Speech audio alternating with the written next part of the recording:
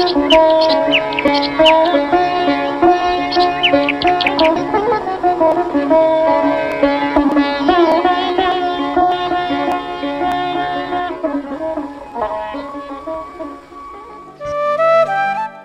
আমাকে বলেছিল, যেখানেই থাকিস তুই বাড়ি আসবি পয়লা বৈশাখে।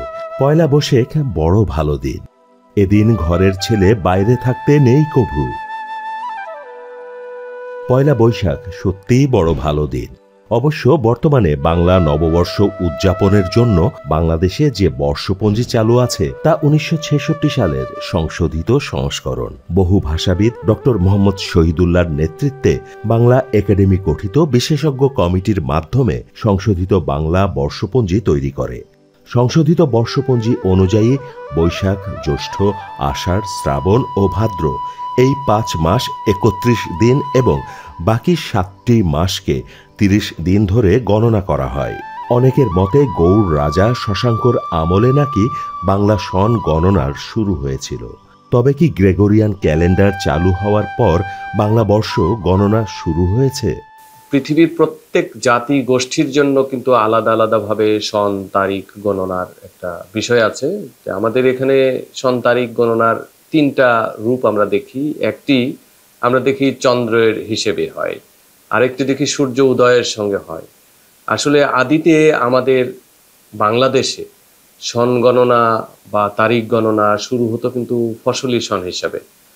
ফসল যখন কাটা হতো সেই সময় থেকে আসলে বর্ষ গণনা শুরু হতো। কার্তিক মাস থেকে সন গণনার একটা আদি রীতি ছিল। সেই রীতি কবে থেকে কখন থেকে শুরু হয়েছিল কেউ আমরা বলতে পারি না। তবে কৃষি প্রধান বাংলাদেশের মানুষ এই কৃষি পদ্ধতির সঙ্গে ঋতুগুলোকে বিভক্ত করত। আমরা যে ঋতুগুলোকে পাই প্রত্যেকটাই কিন্তু কৃষির সঙ্গে সম্পর্কিত, প্রকৃতির সঙ্গে সম্পর্কিত ছিল।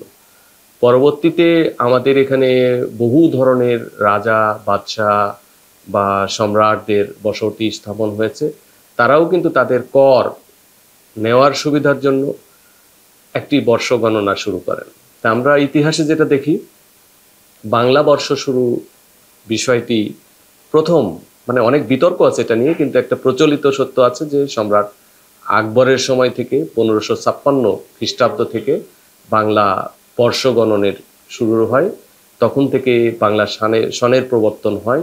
ধারণা করা হয় সম্রাট আকবরের আমল থেকে পহেলা বৈশাখে বাংলা নববর্ষ উদযাপনের রীতি চালু হয়েছে। সাধারণত কার্তিক অগ্রহায়ণ মাস অর্থাৎ হেমন্তে মাঠ থেকে ফসল ওঠে কৃষকের ঘরে। এরপর পৌষ থেকে চৈত্র পর্যন্ত 2টি ঋতু জুড়ে ফসল মারাই, বেচাকেনা ইত্যাদি কাজে কৃষক ব্যস্ত থাকে। এজন্য সম্রাট আকবর কৃষকের কাছ থেকে খাজনা আদায়ের জন্য চৈত্র মাসের শেষ তারিখ পর্যন্ত সময় নির্ধারণ করেছিলেন। অর্থাৎ চৈত্র মাসে সকল দেনা পাওনার হিসাব নিকাশ শেষ করে নতুন বছরের জন্য মানুষ তৈরি হয়। তাই চৈত্রের পর বৈশাখকেই বাংলা নববর্ষের প্রথম মাস ধরা হয়। এভাবে সম্রাট আকবর বাংলা বর্ষপঞ্জিকা প্রবর্তনেরও উদ্যোগ গ্রহণ করেছিলেন। 1961 সালে রবীন্দ্র জন্ম শতবার্ষিকী আয়োজনকে সামনে রেখে বাংলাদেশের অন্যতম সাংস্কৃতিক সংগঠন ছায়ানট প্রতিষ্ঠিত হয়েছিল। ছায়ানট এর মূল উদ্দেশ্য আত্মশক্তিতে বলীয়ান হয়ে আপন সংস্কৃতি সুপ্রতিষ্ঠিত করা। রাজধানীর রমনার বটমূলে বৈশাখের প্রথম সূর্যোদয়ে বাংলা নববর্ষের আবাহন ছায়ানট এর অন্যতম অনুষ্ঠান।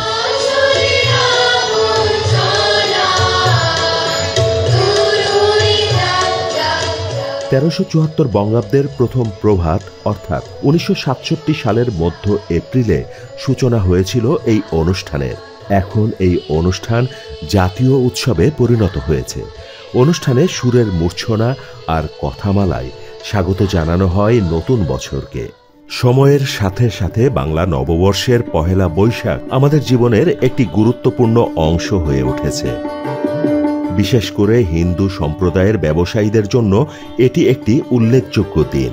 ব্যবসায়ীরা এ দিন তাদের ব্যবসা পরিচালনার জন্য নতুন হিসাবের খাতা খোলেন, যা হালখাতা নামে পরিচিত। এদিন ব্যবসা প্রতিষ্ঠানগুলোতে ক্রেতা বিক্রেতার মধ্যে এক ধরনের মিলন মেলার আয়োজন ঘটে। বকেয়া পাওনা আদায়ের সাথে ক্রেতাদের মিষ্টি মুখ করানো হালখাতার অন্যতম রীতি।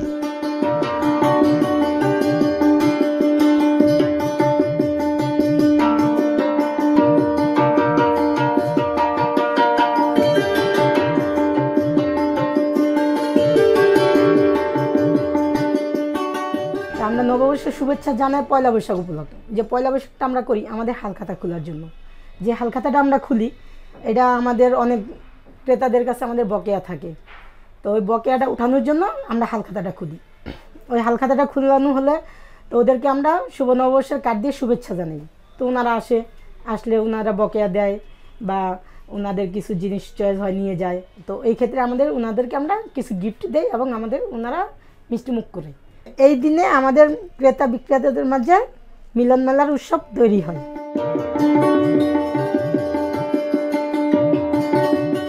বাংলা নববর্ষের পহেলা বৈশাখ উপলক্ষে গ্রাম বাংলায় নানা ধরনের মেলার আয়োজন করা হয়, আর এসব গ্রামীণ মেলায় স্থান পায় নানা ধরনের দেশীয় পণ্য এবং হস্তশিল্পজাত সামগ্রী। বলা যায় সারা বছর এসব সামগ্রীর দেখা না মিললেও বৈশাখী মেলায় ঠিকই দেখা যায়। মেলায় বাঁশ, বেত, মাটি ইত্যাদি নানা দেশীয় উপকরণের পণ্য সামগ্রী পাওয়া যায়। বাংলাদেশে প্রায় 1500 বেশি মেলা উৎসব আয়োজন করা হয়।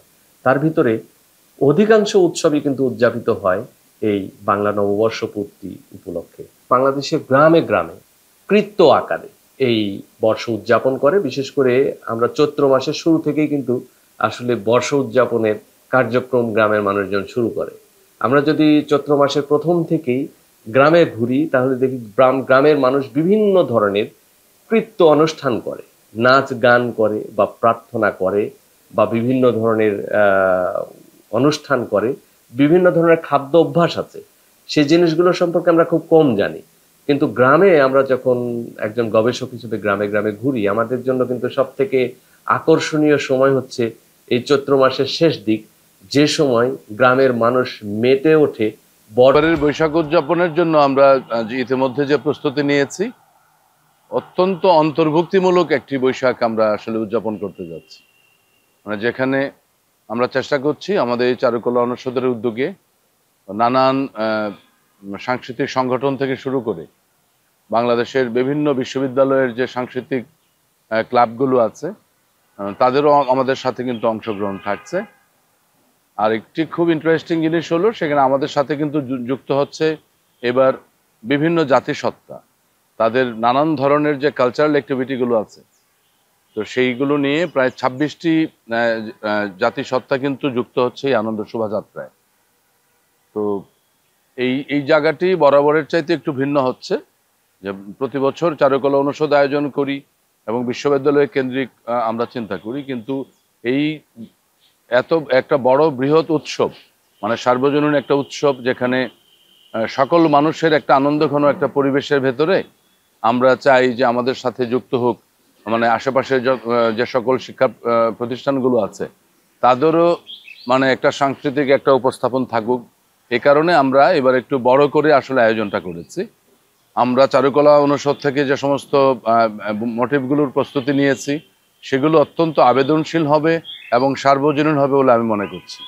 আর যুক্ত হচ্ছে আমাদের সাথে এবছর নতুন আঙ্গিকে আমি বলতে পারি, সেটি হলো যে আমরা একটা বিশাল 100 ফিট দীর্ঘ একটি পটচিত্র করছি, যা কিনা ড্রোন থেকে কিংবা উপর থেকে এই শোভাযাত্রার সৌন্দর্যকে অনেক বেশি বাড়িয়ে দেবে। আমরা আয়োজন শুরু করেছিলাম 1989 সালে, ফলে এই আনন্দটি এখন ছড়িয়ে গেছে বাংলাদেশের প্রান্তিক জায়গা পর্যন্ত। চারুকলার শিক্ষার্থীরা নিজেরাই এসব সাজসজ্জার আয়োজন করে থাকে।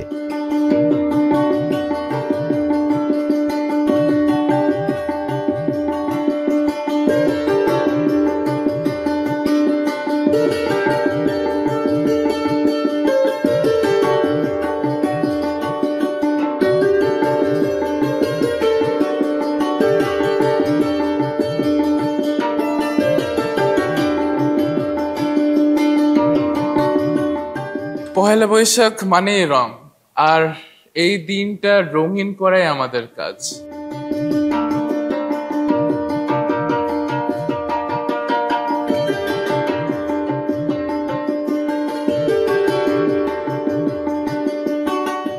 আমি চারুকলা থেকে পাশ করেছি অনেক বছর আগে, তারপরেও এখানে আসতেই হবে। পহেলা বৈশাখে একটা প্রাণের টানই চলে আসা, এটা আমাদের মানে প্রাণের উৎসব পহেলা বৈশাখ। সেই উৎসবে না আসতে পারলে তো একদম জীবনের বিশাল একটা জায়গা মনে হয় শূন্যই রয়ে গেল।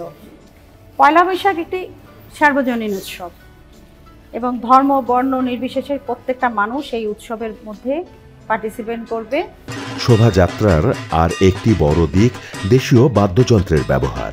ঢোল, ঢাক, বাঁশি ইত্যাদি নানা দেশীয় বাদ্যযন্ত্র শোভাযাত্রার আয়োজনকে আরও আনন্দমুখর করে তোলে।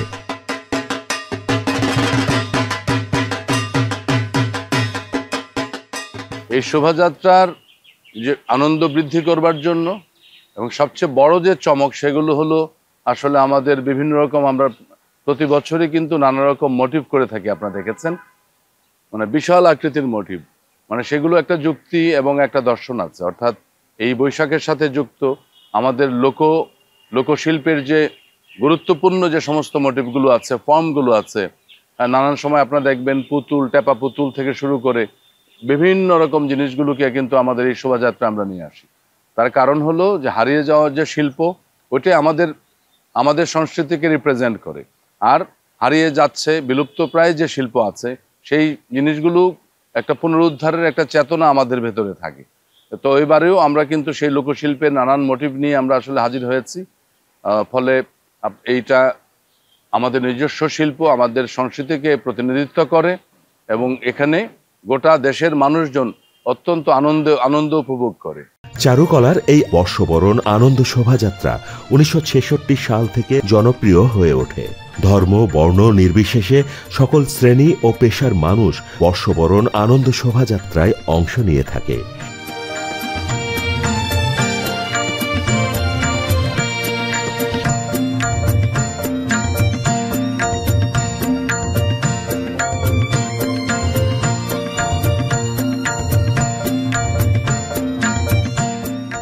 এই বর্ষ উদযাপনের সময় আসলে পারি আমরা শুধু মানুষের যে কৃষি ব্যবস্থা পরিচয় পাই না, মানুষের যে শিল্পকলার পরিচয়, মানুষের যে নন্দনতত্ত্ব বোধের পরিচয়, সবগুলো কিন্তু পাই।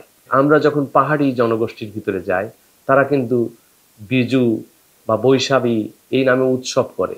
তারা তাদের পাহাড়ি ঝর্ণাতে ফুল ভাসিয়ে দিয়ে বর্ষ উদযাপন করে।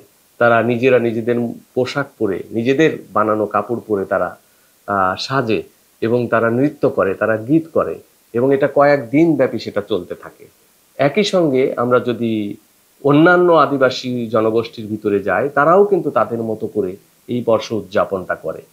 তা আমরা এই বর্ষ উদযাপনের সঙ্গে একদিকে পাই লোকায়ত ছড়া, লোকায়ত গান, লোকায়ত দর্শন, লোকায়ত কৃষি ব্যবস্থা, লোকায়ত নন্দন তত্ত্বের পরিচয় এবং লোকায়ত শিল্পকলার পরিচয়। এই সামগ্রিক বিষয়টি কিন্তু আমাদের এই বাংলা নববর্ষ উদযাপনের সময় নতুন করে আমাদের মাথায় আসে এবং আমরা সেগুলো নিয়ে ভাবতে থাকি। আমরা নববর্ষ পূর্তির উৎসবে মেতে উঠি।